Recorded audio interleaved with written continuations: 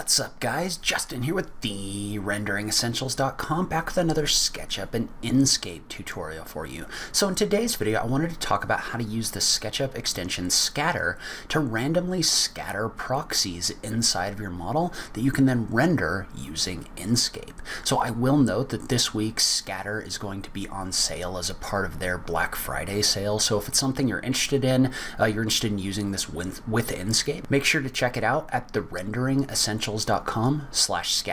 Now let's go ahead and just jump into it. So I want to start this video off with the model credit. So this is a really great model from the 3D Warehouse. It's the Container by NGO The Man. So you can find this on the 3D Warehouse and download it in order to follow along. And one thing I really like about these models is these are already kind of set up to render, but they've got some better textures inside of them, and they're set up fairly nicely, so the houses are all grouped. I will note that I did go in here and I did hide the trees and also a light for another rendering program that was in here when I set this model up.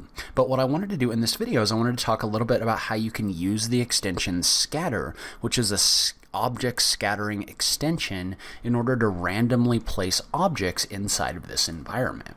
So what it does is it loads low polygon proxy models inside of SketchUp that are then replaced when you run Enscape with the higher polygon, better looking models. So there's really two different ways you can do this. Let's go ahead and just jump into it, and we can talk a little bit more about how it works.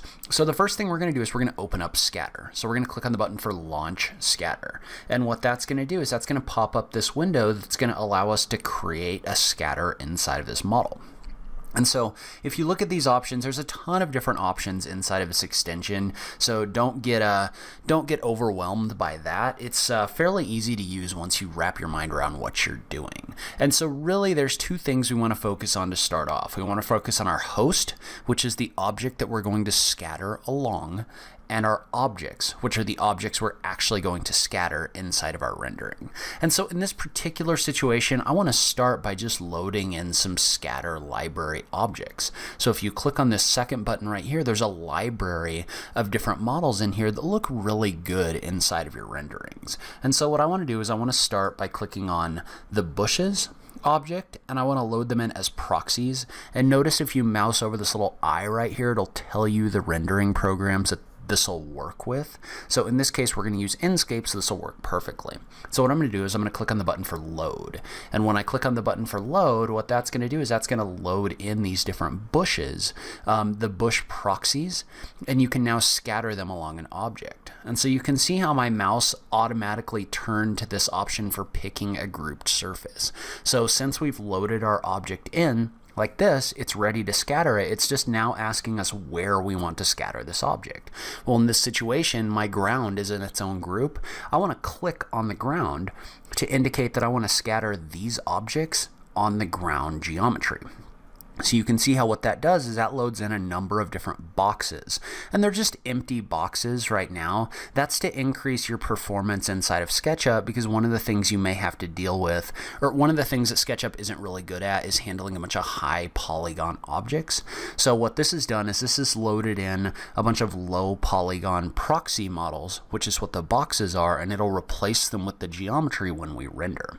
And so now let's see what that did by clicking on the button to open up Enscape. So we're going to click on Start Enscape. And so if I drag this over, you can look at this and you can see that this has spread these bushes all along this geometry that we had selected. So you can use this to randomly place objects like this really easily. So if I zoom in, you'll see that we've got these bushes placed in here, and they look really good. So they're really realistic bushes that are in here, and they're also not slowing down my SketchUp performance. Now there's a couple different things I want to talk through on this. So the first is we need to set this so that these bushes aren't coming in inside of our houses. So in order to do that, what we're going to do is we're going to go back into SketchUp, and I'm going to go back into my main options, and if we scroll down, there's an option in here for clipping areas. And so clipping areas means that you can set an area where this doesn't scatter objects. So for example, what I'm going to do is I'm going to come in here and I'm going to click on the button for Add a Paint Area. And so the button for Add a Paint Area is going to allow me to paint in a space that this doesn't place objects. So in this situation, I'm going to make this a little bit bigger. So maybe make this like 100 or something like that. And I want to select the option for exclude and the option for paint. And I'm going to click and drag, and I'm going to paint in here. And basically, I'm going to paint out an area where I don't want this to place these objects. So I'm going to paint this here.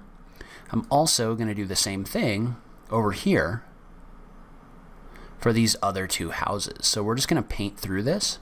And we're basically telling it anywhere in this paint area, we don't want you to scatter objects, right? So we can basically block out these houses with our paint area to make sure that nothing's being placed inside of our houses. So we can rotate around to look at these on the back side just to make sure that we're not getting anything kind of sneaking in the back here. And then once we've done that, what we're going to do is we're going to click on this button right here for regenerate.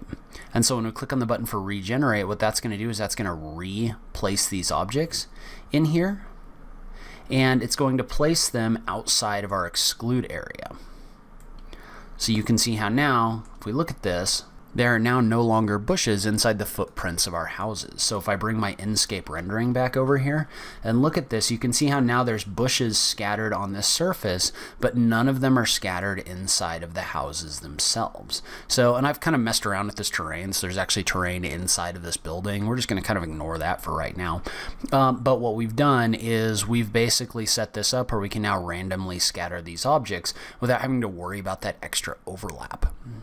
And so the other thing I want to talk about real quick is, let's say I wanted more bushes. So right now this brought in these bushes just as kind of the manual, or a part of the manual settings in here. Well, if we scroll down, no, we need to scroll up a little bit. So you can see how under the box for distribution, this allows you to set the number of items per unit. And so basically a higher number here is going to equal more bushes being scattered in here. A lower number would be less bushes. And there's a lot of different options in here for the way you can set these up. So you can set them up uniformly or as a part of a grid. In this case, I like having them in here on random. So we're just going to kind of leave this as is. And let's just bump this up to something like 7.5. So if I type this in here and bump that up to 7.5, you're going to see that I get significantly more bushes in here than I had before. So you can use this in order to add more items and more bushes. And so now we're just going to click the button for regenerate to regenerate that geometry. And what that's going to do is that's going to update your Enscape rendering over here with the additional bushes that you had in here. And so now what I want to do is I not only want to use the built-in scatter geometry, but if you remember, Enscape also has its own asset library of different things. Well, now what I want to do is I want to use Enscape in order to spread some of those objects in here. So what I'm going to do is, within Skatter itself, we're good for right now. What I want to do is I want to come in here to my render list and I want to click the button for add.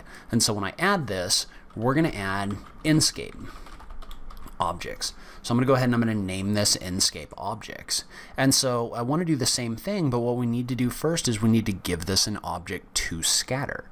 So in order to do that, I'm going to go into the Enscape asset library. And if you remember, the Enscape asset library is Enscape's own library of assets that you can load in here. These also get added as proxies. So, and they're loading a little bit slow because my my internet connection is a little bit slow, and it's accessing the asset library through the internet. So this isn't an Enscape thing. This is a my internet thing.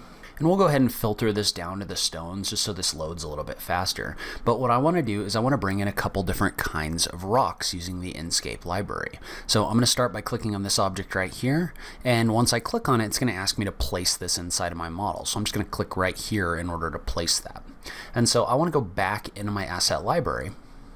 And I want to do this a couple more times. So I'm going to go ahead and bring this stone 3 and place it like right here. And then we'll do it one more time and we'll bring this group of stones over here.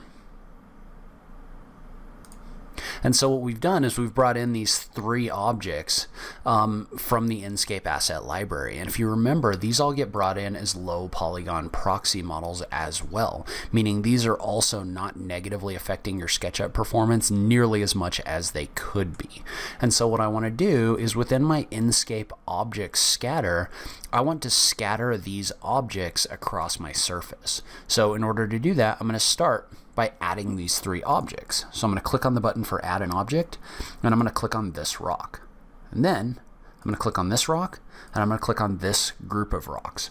So you can see what I've done is I've taken all 3 of these and I've loaded them inside of Skatter. So now it's ready to scatter them across this face. Well, now we want to do the same thing where we want to select our grouped surface and we just want to click on it. And so when we do that, you can see how that has brought in a ton of rocks, and also we haven't blocked out these 2 areas. So let's go ahead and fix both of these things. So first thing I'm going to do is I'm going to bring this this number of objects way down. So from 0.025, I'm going to go to 0.005 for right now, and click on regenerate. And so that's a good start for right now. We may want to add some more later. I also want to paint in a clipping area.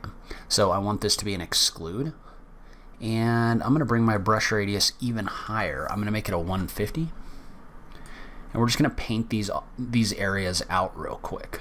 So I'm just going to paint these so that we don't get rocks inside of them, and we're going to click on the button for regenerate. And so that's going to go through and that'll remove all the objects inside of these areas. So now if we run our Enscape render, so I'm just going to click on the button for start Enscape. And so if we look at our rendering, you can see how we now have bushes and rocks scattered inside of this rendering. So from there, all we really have to do is just kind of adjust our camera angle like this, and you could adjust the length of the grass, and you could add some other bushes and weeds and other things like that to make this look a little bit more like a mountain setting. I'm gonna go ahead and leave this as is. I think it demonstrates what it's supposed to do pretty well. But now we're just going to adjust our sunlight, and then we can export this image with all of this in here. And so if we export our image, and obviously there's still things I need to set up with the materials and things like that, but I'm focused more on the vegetation at this point. But if we export that image, you can see how we were able to scatter all of this vegetation into this scene really easily. So leave a comment below. Let me know what you thought. Did you like this video? I just love having that conversation with you guys. If you like this video, please remember to click that like button down below. If you're new around here, remember to click that subscribe button for new rendering content every week. As always, thank you so much for taking the time to watch this. I really appreciate it, and I will catch you in the next video. Thanks, guys.